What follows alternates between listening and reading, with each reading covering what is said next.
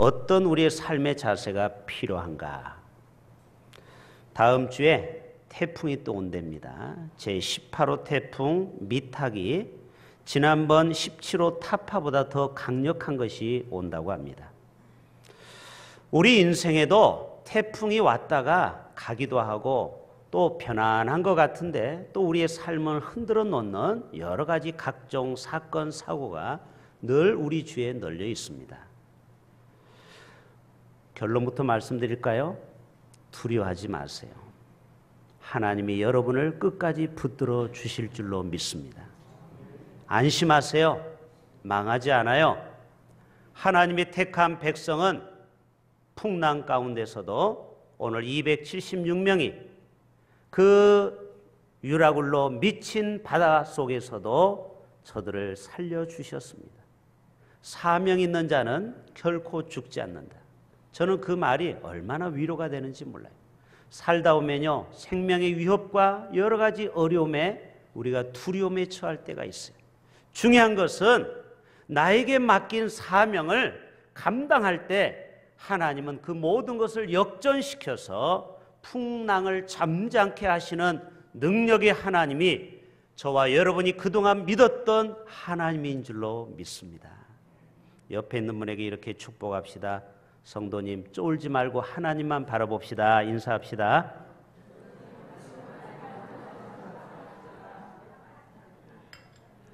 너희 중 머리카락 하나도 손상당하지 않고 다 구원받게 되리라. 276명이 안전하게 다 구원받게 되었습니다. 사도 바울은 예루살렘에서 복음을 전하다가 유대인들에게 고소를 당하여 체포가 되었습니다. 자기는 시민권이 있다고 그랬어요. 로마 시민권. 그래서 나를 여기에서 두지 말고 로마로 보내달라. 왜? 로마에 가서 복음을 전해서 수많은 사람들이 예수를 믿게 하고자 하는 바울의 전략이 있었죠. 그래서 결국 바울은 로마 황제 앞으로 재판을 받기 위해서 영어의 몸, 죄수의 몸으로 배를 타고 이제 항해를 하는 중에 일어나는 하나의 에피소드가 오늘의 내용입니다. 그 배의 이름은 알렉산드리아 배입니다. 그런데 이 배가 가다가 그만 큰 풍랑을 만났습니다. 그런데 오늘 제가 좀 이따 말씀드리겠지만 사도 바울은 하나님의 사람이기 때문에 떠나지 말고 여기서 겨울을 나자고 그랬어요. 그런데 이 백부장은 선주의 말을 듣고 그냥 떠나지 말아야 될 그 상황에서 떠났어요. 하나님이 때때로 우리에게 음성을 들려주기 전까지는 우리는 움직이면 안 돼요. 직장도 함부로 옮겨서는 안 돼요. 그런데 떠나지 말아야 되는데 그만 떠나고 말았습니다. 그리고 풍랑을 만나게 된 거예요. 인생의 고난을 만나게 된 것입니다. 여러분, 이 유라굴로 광풍을 이제 그림으로 한번 표현해 봤어요. 한번 보여줘 보세요. 자, 상상도를 이렇게 그려본 거예요. 하늘에서 막 불이 번쩍번쩍하는 막 풍랑이 막 일기 시작하죠. 자, 그 다음 장면요. 배가 좌초되는 상황이 오게 됩니다. 결국은 14일 동안 음식도 못하고 못 먹고 널판지만 의지하고 저 망망대해를 버티고 있습니다. 하나님의 기적이에요. 어떻게 저 상황에서 14일 동안 다 살게 됐을까? 오늘 그 내용이 오늘 본문에 기록된 내용입니다. 우리는 살다 보면은 예상치 못한 풍랑을 만나게 됩니다. 뜻하지 않는 질병이 올 수도 있고요. 또 잘 나가던 사업이 부도가 날 수 있고요. 또 회사가 갑자기 어려움을 당해서 직장을 그만둬야 되고 인생의 어려움과 풍랑과 위기를 맞이할 수가 있습니다.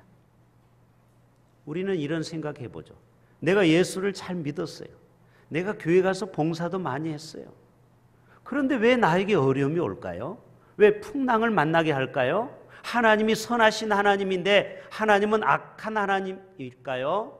그렇지 않아요. 따라서 합시다. 우리의 영적 유익을 위해서 때때로 우리에게 풍랑을 주는 것은요, 우리를 유익하기 위하여, 고난은 유익이라고 좀 이따 이제 말씀드릴 거예요. 우리의 인생의 모든 풍랑은 다 유익한 거예요. 맞아요? 아주 맞아요. 아주 맞죠.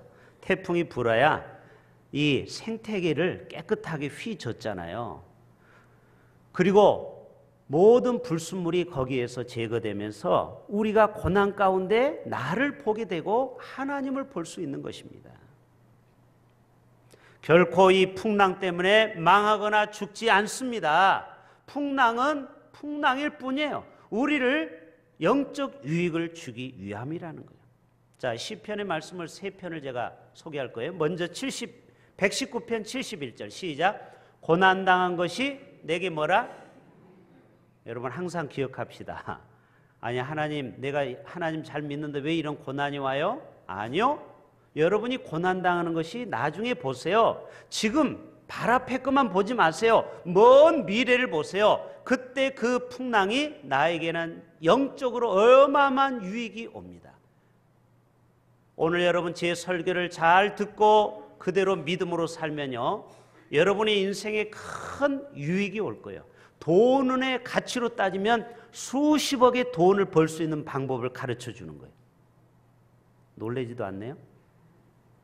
워런 버핏에 가서 돈 주지 말고 오늘 이 자리에 오신 여러분 잘 오신 거예요. 하나님의 말씀만이 우리의 인생의 가장 확실한 확증이요, 우리 인생의 나침판이 되는 거예요. 자, 고난당한 것이 내게 유익이라. 이로 말미암아 내가 뭐를 배우게 됐느니라? 주의 율례들을 배우게.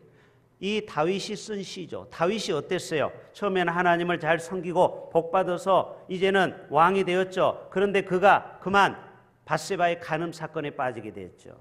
그때 하나님은 첫 번째 낳은 아들을 죽였어요. 7일 만에. 고난이 왔어요. 풍랑이 왔어요. 또 아들 압살론이 쿠데타를 일으켰어요. 맨발로 도망다닙니다. 두 번째 풍랑을 만나게 됩니다. 시편의 고백이 뭐예요? 다윗이 하나님 앞에 회개하는 시가 시편이에요. 자기가 이전까지는 하나님을 몰랐는데 이제야 내가 고난을 당하니까 하나님의 말씀이 다 참으로 맞습니다. 지당합니다. 옳습니다. 내가 왜 진작 하나님의 말씀대로 순종하지 않았는가? 고난을 당해보니까 철저히 자기를 깨닫게 되는 것입니다. 야곱, 형을 속이고 아버지를 속여서 20년 만에 큰 두 대를 이뤘죠. 그런데 그가 형이 400명의 군사를 몰고 오니까 야복강에서 그제사 자신이 그동안 얼마나 하나님 앞에 정직하지 못한 삶을 살았는지 철저히 깨닫게 됩니다. 환도뼈가 위골될 때까지. 그리고 그때 하나님은 이제 야곱에게 이름을 바꿔서 새 생명을 줍니다. 너는 이제는 야곱이라 하지 말고 뭐라고? 이스라엘이라 하라. 하나님과 겨루어이겠다. 그때 그 장소를 분열의 하나님의 얼굴을 보는 거예요. 하나님의 얼굴을 언제 보는 줄 아세요? 평안할 때는 안 보여요. 감옥에 가고 풍랑을 만나고 죽기 살기 힘들 때 하나님 앞에 전부여 의지하고 손들고 옵니다. 하나님은 그렇게 해서 우리를 가르치는 거예요. 깨닫는 거예요. 그렇지, 네가 봐라. 네 멋대로 사니까 인생이 어때? 내가 몇 번 너에게 얘기했잖아. 하나님의 계명을 듣고 지키고 순종해라고 했지? 그래, 이제 깨달았으면 됐어. 네가 잃었던 거 내가 다 채워줄게. 하나님은 우리에게 그렇게 이 시간 말씀하고 계신 줄로 믿습니다. 고난은 변장된 축복이라고 했죠. 상처가요, 나중에는 딱지가 돼가지고 그것이 통해서 더 우리가 건강한 삶을 사는 것입니다. 자, 시편 119편 50절 다 같이 시작. 이 말씀은 나의 고난 중에 위로라. 주의 말씀이 나를 살리셨기 때문이니라. 때때로 고난 중에 있을 때 하나님은 위로가 됩니다. 자, 그 다음 말씀 읽어주세요. 시작. 고난당하기 전에는 내가 그릇 행하였더니. 자, 사람이 고난을 안 당하면요, 내가 뭘 잘못했는지 몰라. 자, 과속을 많이 하는 사람들이 있죠. 습관적으로 무조건 빨리 가야 되는 사람, 급할 것도 없는데도 습관이야. 자, 그러면은 경찰청에서, 부산 지방경찰청에서 돈 내라고 딱지 오죠.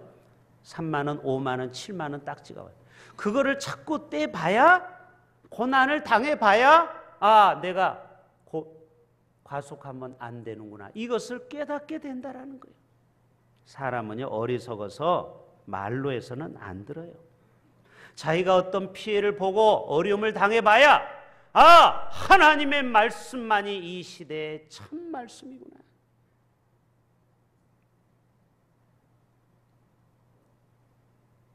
건강을 잃어봐야 건강의 소중함을 깨닫는다고 그러잖아요. 건강할 때는 건강에 감사를 안 해요. 잃어봐야 건강이 얼마나 소중한지를 알아요. 미국의 전자담배가 유행했는데 알죠? 전자담배. 그것 때문에 미국의 폐암 환자가 얼마나 많이 늘은 줄 아십니까? 폭발이 돼가지고 입술이 다 날아가 버리고 술로 인하여 고통받는 사람이 얼마나 많은지요. 박나래라고 알죠? 개그맨. 요즘 막 떠가지고 CF도 찍고 막 버스 광고도 나오대요. 박나래가 어떤 TV에 자기가 아버지한테 슬픈 비하인드 스토리를 고백하는 걸 들었어요. 자기 아버지가 40대 술로 돌아가셨다는 거예요. 사업을 했는데 마음이 착해가지고, 여러분 마음 착한 사람은 절대 사업하면 안 됩니다. 돈을 막 꿔주는 거예요. 빌려주는 거예요. 그리고 어려움을 당하는 거예요. 그래가지고 어떻게 됐어요? 술로 세월을 보내다가 결국 술로 돌아가셨어요. 40대.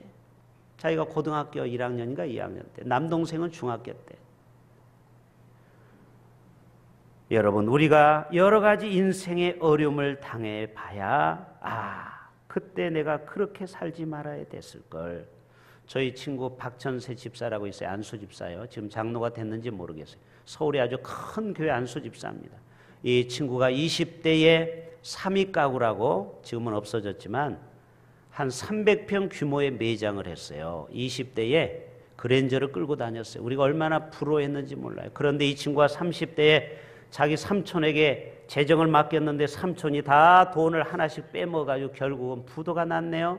여러분, 지금부터 약 30년 전 20억이면 어마어마한 돈입니다. 2년 동안 이 친구가 잠수를 탔어요. 연락도 안 되고 살았는지 죽었는지. 그리고 나중에 저를 만났어요. 성호야, 내가 돈을 잃어버리니까 내가 이제서 하나님과의 관계가 그동안 얼마나 멀어졌는지를 회개했다. 그리고 지금은 다시 깨닫고 하나님과 은밀한 사귐을 갖고 있다. 그래서 약 20년 만에 어렵게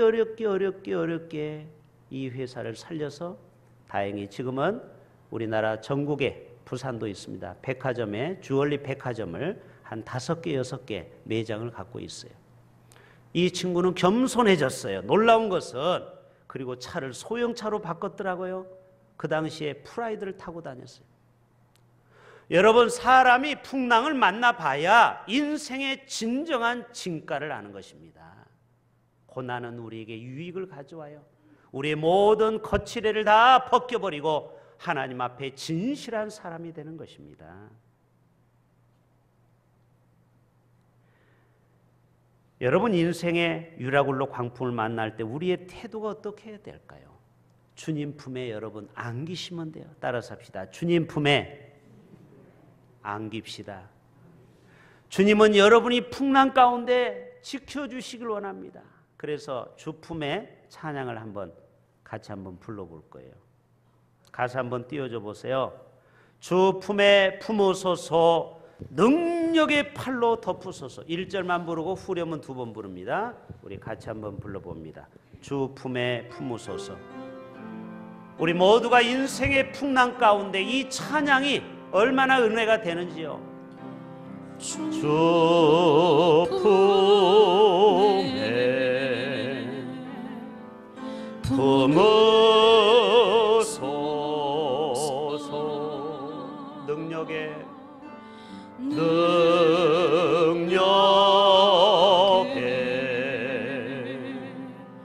발로 덮으소서. 거친 파도 날 향해 와도 누구와 함께? 주와 함께 날아오르리. 폭풍 가운데 나의 영혼 잠잠하게 주 거친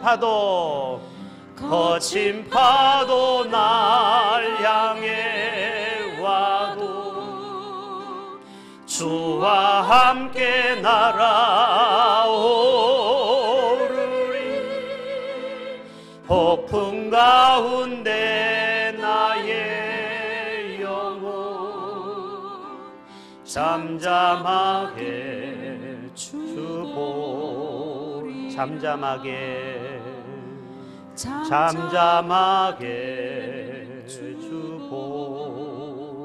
주보리라. 자, 독수리 한번 보여줘 보세요. 하나님은요, 신명기에 말씀하기를 이스라엘 백성들을 독수리에 얹어서 독수리의 품에 안는다고 그랬어요.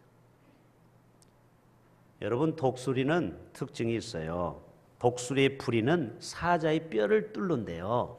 악어 가죽 알죠? 그 악어를 뚫을 수 있는 부리가 저 독수리의 부리입니다. 그리고 이 독수리의 발톱은요, 한 번 움킨 것은 절대 놓지 않는데요. 여러분이 한번 태신자로 작정한 사람은 포기하지 맙시다. 한 번 내가 찜했으면 끝까지 전도해서 주 앞에 데리고 오셔야 돼요. 그리고 독수리의 시력은요, 30m 상공에서 벽시 하나, 그 작은 벽시 하나도 다 분별할 수 있어요. 우리로 말하면 시력이 5.0 정도 돼요. 예수 믿는 사람은 독수리 신앙이 필요한 줄로 믿습니다. 지금 작은 것에 여러분 눈을 돌리지 마시고 먼 창공을 바라봐야 돼요. 우리의 삶은 저 멀리 하나님 나라의 천국의 소망을 갖고 살아가셔야 됩니다. 아멘.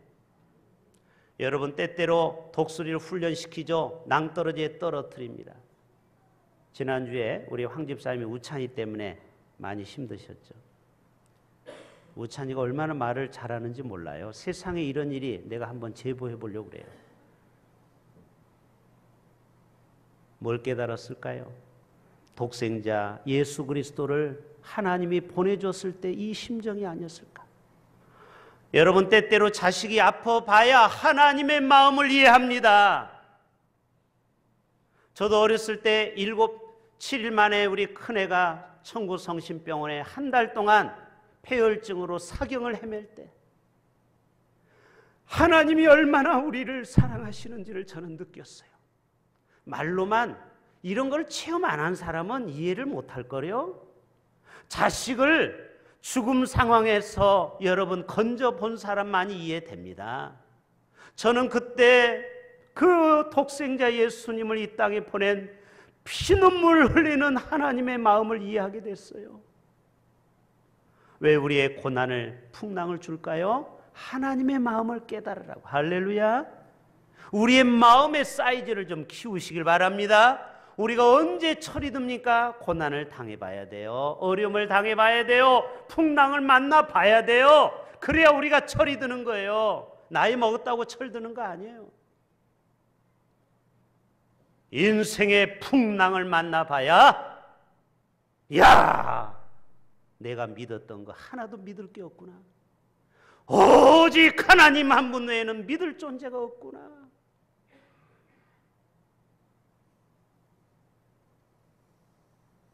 여러분에게 물을게요. 유라굴로 풍랑을 만나서 정신 차릴래요? 아니면 미리 순종하면서 말씀대로 살래요? 전자예요? 후자예요? 후자가 돼야죠. 어떤 사람은 풍랑을 꼭 만나야 정신 차리는 사람이 있어요. 그러지 말고 성경에 많은 축복받은 사람은요, 고난과 풍랑 오기 전에 순종하는 삶을 살았어요. 그런 삶에는 하나님의 풍랑이 없어요. 면제되는 거예요. 고난이 면제가 되는 거예요. 얼마나 신나요. 그래서 여러분, 고집 센 사람이 고난이 많은 거예요. 같은 고시거든요. 말씀대로 순종하라고 제가 그렇게 주의를 거룩히 지키라고 해도 여전히 자기가 바쁘면은 쉽게 주의를 우습게 여기는 사람이 있어요. 제가 좀 이따 신원 에베네스를 얘기를 할 거예요. 자, 사도행전 27장 10절 11절 같이 봅니다. 시작.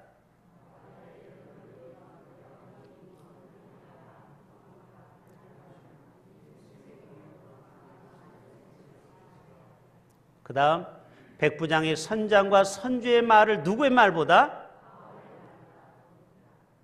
여러분 목사의 말을 성도들이 잘 들을까요?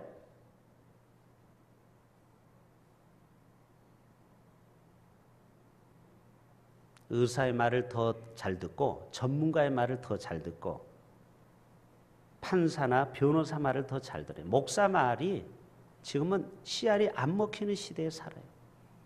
그래서 지금 목회하기가 참 어려운 시대예요. 그래도 20, 30년 전만 해도 강단에서 주의 종이 성도님 이렇게 사세요. 이렇게 사셔야 됩니다. 그래야 복 받습니다. 그러면은 하나님의 말씀으로 받아들이고 그렇게 살아갔어요. 그때 기적이 일어났어요. 수많은 기적이 일어났어요. 그런데 지금은 주일날 잠깐 168시간 중에 달랑 1시간 예배드리고 그것도 설교 딱 30분 들어도 그 말씀대로 안 살아가는 거예요. 그러니까 우리 삶에 기적이 일어나지 않는 거예요. 저와 여러분 그런 어리석은 성도가 되지 말기를 부탁합니다. 여러분이 하나님의 음성을 어떻게 들어요? 들을 수가 없어요. 사무엘아 사무엘아 이런 특별한 사건은 모세야 모세야 이것은 구약에나 있었던 얘기지 이 신약 시대에 하나님은 우리에게 귓구멍에다가 뭐라고 말씀 안 하셔요. 주일날 딱 한 번 강단에서 주의 종을 통하여 성령의 감동으로 나오는 이 말씀이 여러분에게 주시는 일주일의 양식입니다. 여러분이 이 양식을 가볍게 여겨서는 안 되는 것입니다. 이 말씀을 목숨 걸고 지키셔야 됩니다.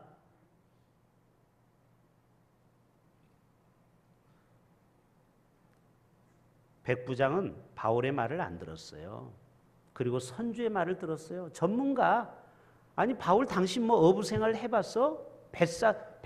뱃생활 해봤어? 여러분 목사가 어떻게 세상의 전문가를 다 이기겠어요? 저는 다 비전문가, 저는 목회만 전문가죠. 그러나 때때로 하나님이 우리에게 주의 종을 통하여 어떤 말씀을 주실 때 목사님이 나보다는 비전문가지만 그래도 강단에서 주시는 그 말씀은 하나님의 레마로 받아들일 때 하나님은 거기에서 합력하여 선을 이루게 됩니다. 신원의 에베네셀 박정철 장로님은 전남 신안군 촌 사람이죠. 그는 고학으로 목포고등학교를 갔습니다. 그리고 어렵경부에서 한양대학교를 갔어요. 그리고 섬유업계에 뛰어들었습니다. 지금은 어떻게 됐어요? 신원 에베네셀은 이랜드 정도로 최고의 제품을 만들어내고 있어요. 그 장로님은 두 가지예요. 첫째는 지금 45년 동안 예수 믿고 45년 동안 하루도 새벽 예배를 빠진 적이 없다. 믿어집니까? 그래서 신원 에베네셀 회사 공장에 교회를 크게 차려놓고 거기서 주일날마다 월요일마다 예배를 드리고 있어요. 전 직원들을 놓고. 이 회장님은 오직 우리 기업은 믿음의 기업이다. 신원, 믿을 신자 으뜸원자, 믿음이 최고다 이 말이에요. 베트남, 필리핀, 전 세계에 이 신원 에베네셀 회사가 나가 있습니다. 여러분 오늘 또 그 신한 촌놈을 하나님은 말씀대로 주일을 거룩히 성수하고 기도의 삶을 살아갈 때 하나님은 그를 복주고 복주는 삶을 사는 거예요. 할렐루야. 아니 우리는 말씀을 뭐로 듣습니까? 신명기 28장의 복을 매일 우리는 읽고 들어요. 근데 왜 우리가 그런 복을 못 받느냐 이 말이에요. 오늘 또 우리가 풍랑을 만나기 전에 우리 인생에 고요히 들려주시는 주의 음성에 우리는 귀를 기울일 수 있기를 축복합니다. 12절 한번 또 봅시다. 시작. 겨울을 지내기에 불편함으로. 자, 여러분 신앙생활은 불편해도 해야 돼요. 아멘. 덥다고 교회 안 나가고, 비 온다고 교회 안 나가고, 내가 기분이 나쁘다고 안 나가고, 가정에서 다퉜다고 교회 안 나가고, 안 나갈 이유를 찾으면요 수백 가지예요. 겨울을 지내기 불편함으로 떠난 게 화근이에요. 그래서 풍랑을 만난 거예요. 하나님이 때때로 움직이라고 할 때 움직이세요. 바울은 분명히 떠나지 말자고 그랬는데 이 백부장은 불편하다라는 거예요. 그러니까 가자라는 거예요. 이건 인간적인 생각이에요. 여러분 인본주의는요 얼마나 그럴싸한지 아세요? 그게 맞는 것 같아. 사탄의 말은 보암직도 하고 먹음직도 하고 그게 꼭 인생의 정답인 것 같아. 그러나 그 길로 가면 사망의 길입니다. 하나님의 말씀은 때때로 우리에게 부담이 되고 불편하지만 여러분, 바울의 말을 들었어야 돼요. 듣지 않으므로 풍랑을 만나는 것입니다.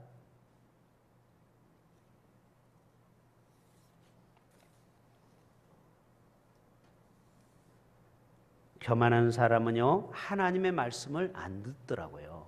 제가 목회를 30년 해보면서 느끼는 결론은 정말 순수한 사람은요, 하나님 말씀, 주의 종의 말을 다 들어요. 근데 교만한 사람은요, 절대 주의 종의 말을 안 듣더라고요. 안 들어.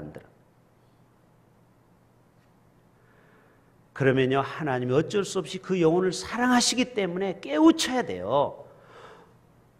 요나가 불순종해서 니느웨로 안 가고 타시스로 가니까 풍랑을 일으켰잖아요. 그래서 그를 깨우쳤잖아요. 그리고 사명 감당해서 니느웨 12만 명의 복음을 전했잖아요. 그래서 니느웨가 이 요나가 니느웨 성의 영웅이 되었죠. 12만 명을 건져냈으니까.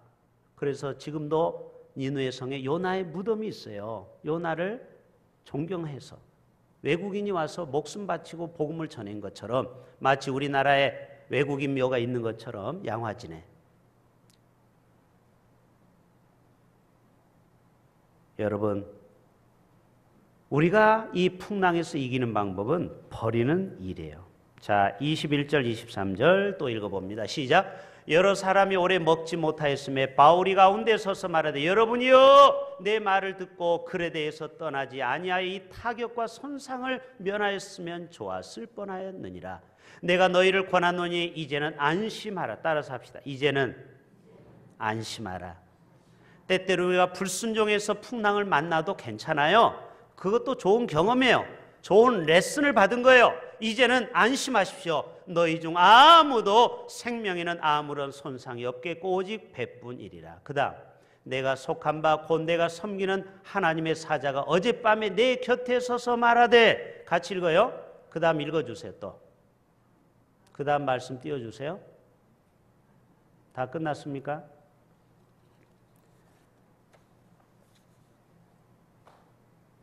(18절부터) (19절) 시작. 우리가 풍랑으로 심히 애쓰다가 이튿날 사공들이 짐을 바다에 풀어버려. 자, 배가 그 다음에 사흘째 되는 날에 배의 기구를 다 버렸다. 따라서 합시다. 다 버렸더라.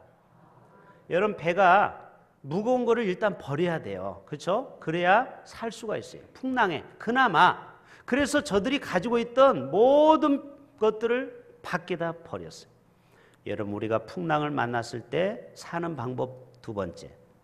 첫째는 우리가 하나님께 돌아와서 회개해야 되고, 두 번째로는 뭐예요? 결론이에요? 우리 속에 있는 것을 다 버려야 돼요. 갖다 버려야 돼요. 나의 자존심, 나의 경험, 나의 얄팍한 지식, 이거 가지고는요 절대 우리가 유라굴로 광풍에서 살아갈 수가 없습니다. 그래야, 내가 죽어야 하나님이 그때부터 일하시는 것입니다. 목회도 마찬가지입니다.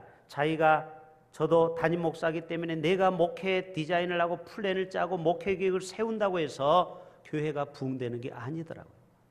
하나님이 도와주시고 성령님께서 때때로 사람들을 불러 모아주셔야 되는 것처럼 우리의 인생에 내 힘을 뺄 수 있기를 바랍니다. 따라서 합시다. 내 힘을 뺍시다. 자, 수영할 때 뭐부터 빼요? 문건사님? 예, 힘 빼는 운동부터 하죠. 예, 수영 많이 배우셨죠?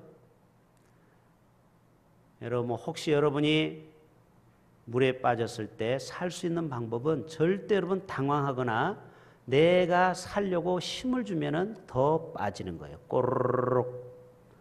뭐 해야 돼요? 힘을 빼고 가만히 있으면 하나님은 우리에게 배에 부력을 줘서 뜨게 만들어 놨어요. 다 뜨게 돼 있어요. 개 헤엄쳐도 다 살아요. 특별히 바다는 짠물이라서 부력이 세요. 일반 물보다. 내가 뭔가 해보려고 하면은요, 이 풍랑에서 더 깊이 늪속에 빠지는 것입니다. 내가 이 풍랑에서 사는 방법은 다 버려야 돼. 나의 그동안의 생각, 내가 배웠던 지식, 내가 그동안 경험했던 거 다 버려놓고 오직 하나님만 바라볼 수 있기를 축복합니다. 자, 그 다음 말씀 마무리합니다. 시작. 이러므로 우리에게 다 같이 시작. 이러므로 우리에게 구름같이 둘러싼 허다한 증인들이 있으니 모든 무거운 것과 얽매이기 쉬운 죄를 뭐하고? 우리는 벗어버려야 돼요. 옛생활, 나의 고집, 자존심, 이것을 벗어버려야 돼요. 벗어 던져버려야 돼요. 버릴 때만이 우리가 예수님을 바라볼 수 있는 것입니다. 인내로서 우리 앞에 당한 경주를 하며 그 다음 믿음의 주여 또 누구를 바라보자? 온전하게 하신 예수를 바라보자. 그는 그 앞에 있는 기쁨을 위하여 십자가를 참으사 부끄러움을 개의치 아니하시더니 하나님 보좌 우편에 앉으셨느니라.